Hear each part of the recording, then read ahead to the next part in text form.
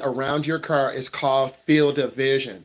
So whenever you are driving, you need to kind of visualize a 3D view around your car.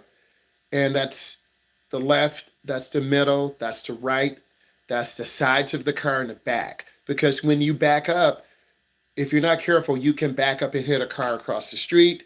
You can hit a mailbox. You can back into your garage.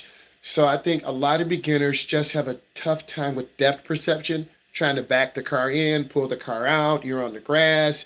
You're side swiping your parents' car. You're on your neighbor's grass. And you have to really take your time.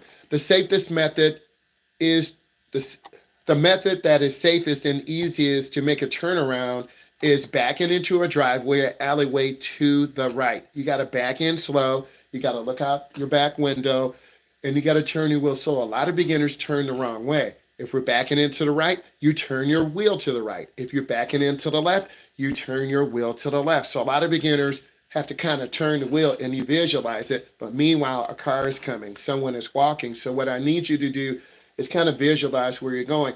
And if we do a lot of parking maneuvers, you're really going to be crispy at parking and backing and turning the vehicle in. And those are some of the things we need to work on. You should stop no closer than 15 feet to a railroad crossing if the train is approaching, and this is true. Trains always have the right of way. A lot of people do stupid things. Yes, stupid. You can't outrun the train. Also, the train gives you an optical illusion.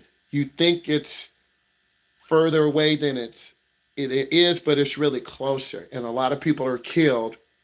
And a train always has the right of way. So what I need you to do is look left and right. Why do you think school buses, they have to stop, hit the air brakes, turn on the flashers, and look? Why do you think hazardous material carriers, gasoline trucks, they have to stop and look because it's really dangerous? What should you do if your headlights fail? You want to use your dimmer switch. That could be on the floor, that could be on the left or right of the steering wheel, and you click it or push it. This will turn on the high beam or low beams.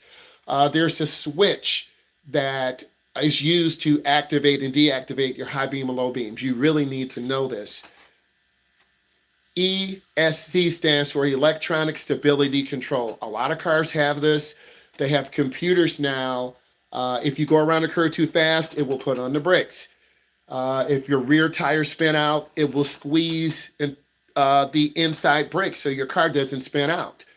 You still can roll your car and kill yourself, but what I need you to do is look more and analyze.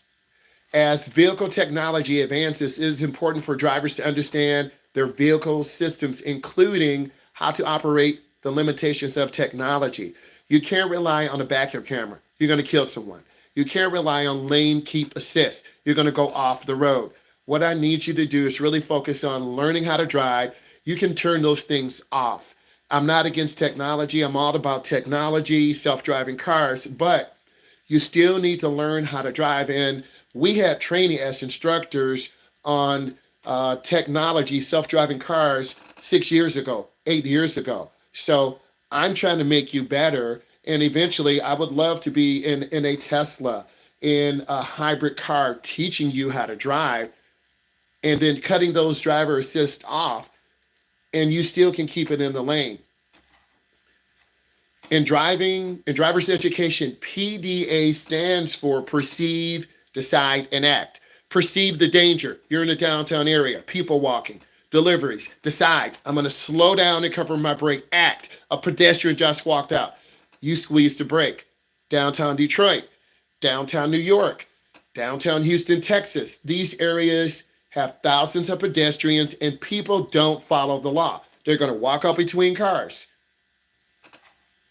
Which of the following is an advantage for using enhanced mirror settings? Head and shoulder turn is greatly reduced. When you check your blind spot, if I'm checking it to the left, I look over my left shoulder. If I'm checking it to the right, I look over my right shoulder. You still have to check your blind spots. Don't believe what you see on the internet, TikTok, YouTube, Instagram. You have to look over your shoulder. There will always be a blind spot. You always have to look. And a lot of times when we're driving beginning drivers or drivers going too slow, cars kind of hide in your blind spots. and they're waiting for you to make a lane change, and then they blame us. I don't want to see you get blamed for an accident.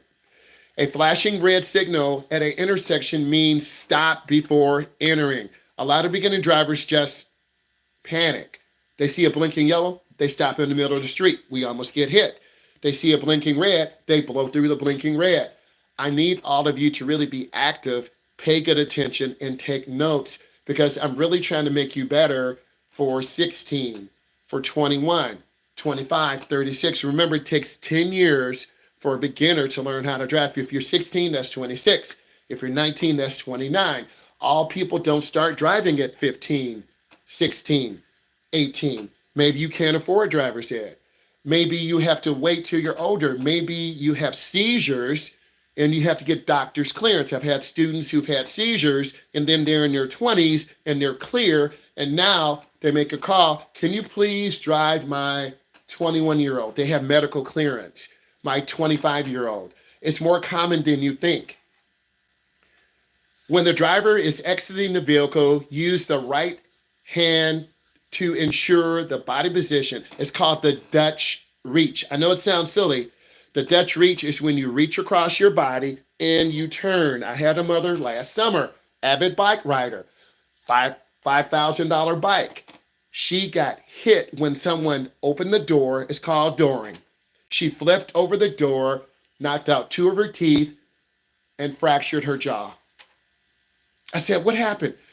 I was riding my bike and someone opened the door. It's called dooring. So you need to look and check, okay?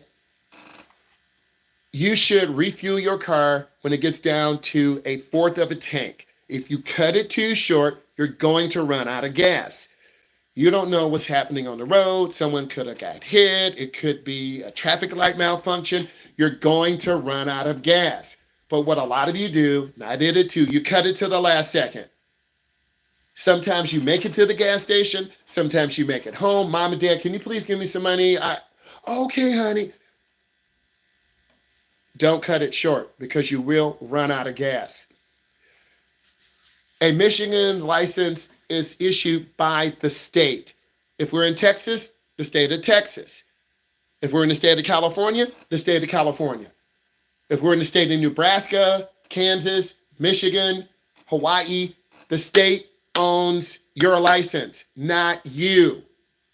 The state controls us. We have no rights. The right-of-way laws are written in terms of who must yield. A lot of you have accidents because you don't understand the rules of the right-of-way. The first car there is the first car to leave. If 2 cars come together at the same time, the car on the right. The right-of-way can be given. If you're not sure, wait. Make eye contact. When you have a tire blowout, what should you do first? Grip the steering wheel firmly because you literally can roll your car over. The car will pull very violently to the left or to the right. Or if it's in the rear, the car will dip to the rear. And I've seen a lot of crashes. It is very scary. Driving to West Virginia, driving in a Toyota Camry, the tires were really old. It's in the summertime. I had a blowout. It scared me. And I said, oh my God, I'm in West Virginia.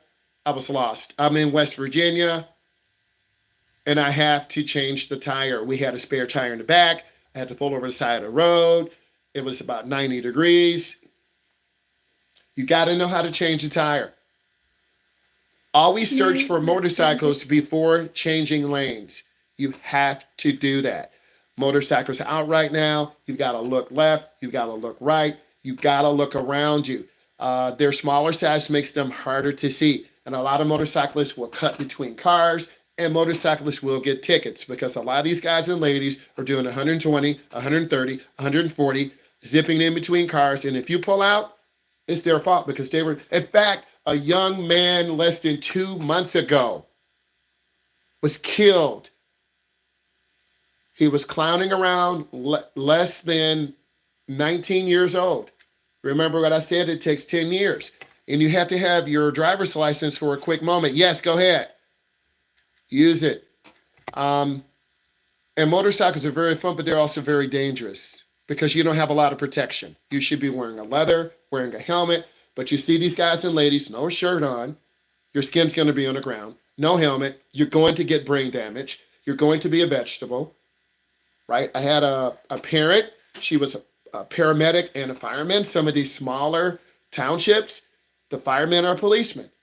The policemen are paramedics. She got called to an accident. Person did not have his helmet on. I'm sorry, what I'm going to tell you. He crashed. Skull was cracked. She had to pick up his brain. Yes, go ahead, Sanders. So what am I trying to tell you? Wear a helmet. In certain states, if you pay extra money, the extra liability insurance, you don't have to ride with a helmet. That really doesn't make sense. But some people like to be dangerous. When exiting an expressway, search early for your exit. You're looking ahead. And a lot of you, once you get an expressway, it's a feeling of freedom. It's wide open. It's fun. But what I need you to do is really prepare and look ahead at exits. And you will see videos on this. I will demonstrate this to you. Law requires that you have your headlights on 30 minutes before sunset until 30 minutes after sunrise. It is false. Every state is different.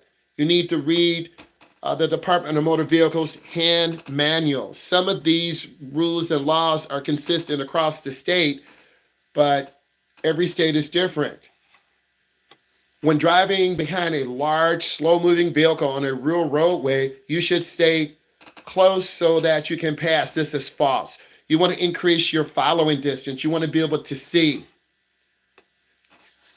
When turning at an intersection from a stop, the size of the gap depends on the cross traffic. You're making a right turn. You're waiting for a gap. A gap is a space. Beginning drivers have a difficult time judging space. When roads are slippery, you should avoid making fast turns and fast stops. When it first starts to rain, in your mind, you can just say, oh my God, I got to slow down. And then people are skidding, hitting brakes, and that's when someone's going to rear end you. As you approach an uncontrolled intersection, you identify a pedestrian who has entered the intersection. You must let the pedestrian go. But my light's green. But the law is usually on the pedestrian side. Explain that in court. You're going to go to jail for manslaughter. Construction vehicles around construction zones are usually larger and slow. You need to reduce your speed. You need to be looking left. You need to be looking right. There are people out there fixing roads.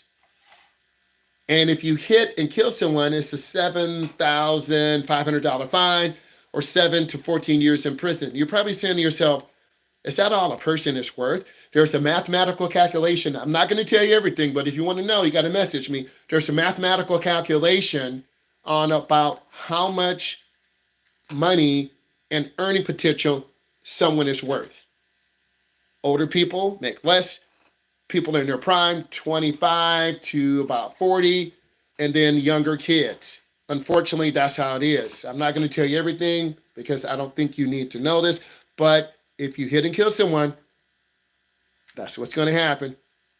Which of these is the proper way to change lanes? It is check mirrors, blind spot signal, check again, and then change lanes. A lot of you won't check your blind spot. A lot of you won't look over your shoulder. A lot of you will kind of hit your brake. I tell you this so you can be good drivers. When driving at night, you should use your low beam headlights when oncoming vehicles are within 500 feet. Well, how much is 500 feet? About 4 car lengths. Because once you see the headlights, turn off your high beams. In multiple lane roundabouts, change lanes before entering. I'm going to take you on roundabouts. It's very scary. It's very nervous. We have 2-lane, 3-lane roundabouts. You are driving on a 2-lane road and an oncoming driver drifts into your lane. A good rule to remember is you can almost always miss an obstacle faster than you can stop. Side swipe. Avoid head-on collisions. What is the purpose of a regulatory sign? The purpose of a regulatory sign, control the movement of traffic. Stop sign, yield sign. You must know signs. And it takes a lot of time. You got to learn how to drive. You got all these rules. You got the pavement marking. You got a drunk driver. You got someone road raging. You got a school bus coming. This is where a lot of you just freeze up. You might be with me 6 hours, 10 hours, 12 hours. Every state is different. In the UK, they have a whole long process that is way more difficult than this. This is why people in their 20s and 25, they don't even have a license. And they drive a manual. And they laugh at our system because people have contacted me. So understand what we're trying to do. When parallel parking between two vehicles, turn the wheel sharply to the left when your front bumper is even with the front of the vehicle's rear bumper. I'm trying to give you a perspective. A lot of you will lose focus and not pay attention. But if you really want to learn, you're going to be writing down things because you will be tested. Emergency flashers warn other drivers that your vehicle has stopped on or near the roadway. When the temperature light comes on as you are driving, it usually means engine temperature is above a safe level. You need to pull over. You can turn on your heater. Here's a pro tip. Turn on your heater, but it's in the summertime. The heater core, there is antifreeze and coolant going through a metal coil. You have a fan. That water and coolant is coming from the engine. If you turn your heater on high, it will get the heat of the engine and drop the temperature down. If passing a vehicle has to cut closely in front of you to avoid oncoming traffic, you should slow down and check to your right shoulder. You may turn right from the other lane, other than the far right lane, and this tripped up a lot of you, when there is a sign or marked permitting the turn. I thought this was solid. I need all of you to type in one thing you learned. Please do that right now. All of you type in one thing you learned. If this brought you value, give it a thumbs up. Type in one thing you learned. Those of you listening right now, type in one thing you learned.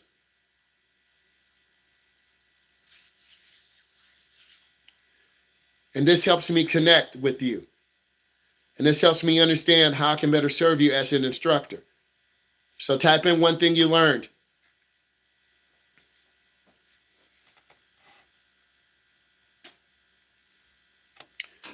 We went over some of the driver's ed rules and expectations, and I'm going to be reading some of the comments that people have left. And what I need you to do is follow, subscribe if you haven't already, and just learn, right? And that's what it's all about, because I'm a state certified instructor and I review material to prepare you for your test and help you achieve success, because we have a lot of 18 to 36-year-olds that are not driving. I'm going to go over these right now, so listen.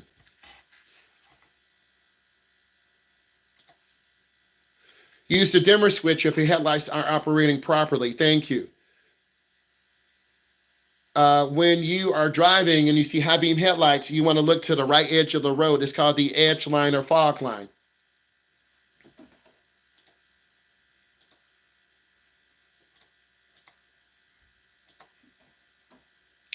At an intersection, if the light is blinking red, you have to stop. And you have to look left, right, left. Look to the right edge of the road. We've already said that. Turn off your headlights within 500 feet, usually about 4 cars. You do not want to blind the other driver. Some of you are saying the same thing 4 different times. Please reach out and say something different. I'm trying to challenge you. A lot of you are saying the same thing. You must stop for a pedestrian, even at a green light. Thank you. When you're parallel parking, you need to turn your wheel to the left. When your back bumper is close to other cars, to the front bumper, there's more than one way to turn the steering wheel. Thank you. When driving on a highway, always look ahead. Typically, you want to be in the middle lane. The middle lane is a smooth lane. You have traffic coming in from the right, cars, trucks. You have people flying on the left. The left is usually the passing lane. When we're driving on the expressway, I want to get you in the middle lane so you can be comfortable, you can relax. And it takes about 10 or 15 minutes to learn the flow of the traffic. And now that it's warmer, people are driving 80, 90, 100. And you need to learn to barely keep your speed up, because a lot of beginners drive really slow. Intersections, rules of the right of way. I want to say thank you. If this brought you value, give it a thumbs up.